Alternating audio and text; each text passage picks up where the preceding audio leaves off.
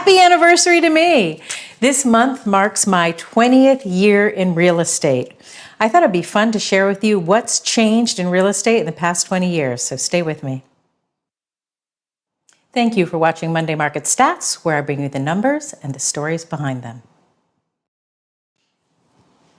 Decades ago, real estate brokers used to be the gatekeeper of the listings. They would be faxed overnight and kept in a big notebook.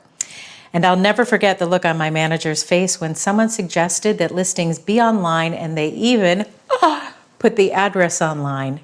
It seemed horrifying, and yet today we can't imagine anything different.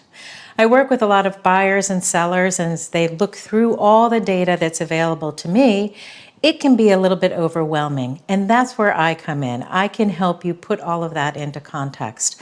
I also have access to much better research than I did 20 years ago.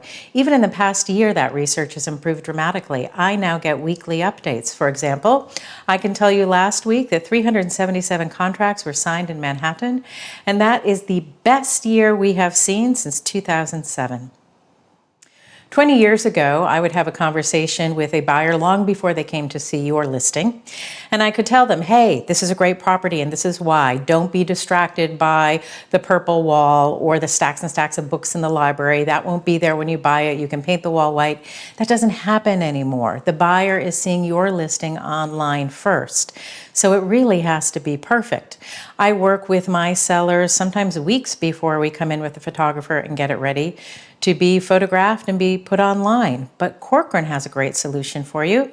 If you don't want to lay that money out up front, which is understandable, they have a program called Revitalize.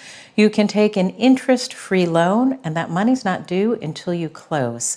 You can have your property Instagram worthy, ready to sell.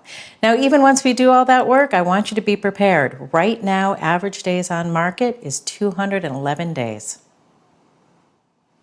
There are two things I'm certain of as we move forward. Technology will continue to change the way we sell and buy real estate, and the way we live will change, and that will impact trends. You will continue to have more and more access to data. At this point, it's almost getting to be a little bit overwhelming. So know that I am here for you to make sense of the data. I had a long conversation today with an investor who's quite diligent, who is having trouble analyzing the different types of square footage that just didn't make sense to him. So we had a long conversation about that, and now he's on the right track. So leverage my 20 years experience so that you make really good decisions when it comes to selling and buying real estate. Thank you for watching another episode of Monday Market Stats. I'm happy to have you with me. If you want to talk about buying or selling, don't feel you have to do it a month before you're ready to go. I sometimes talk to people a year or 2 years before they're ready, and that's fine. That's what I'm here for. And in the meantime, don't forget to subscribe to the Bolin Team YouTube channel. We appreciate your support.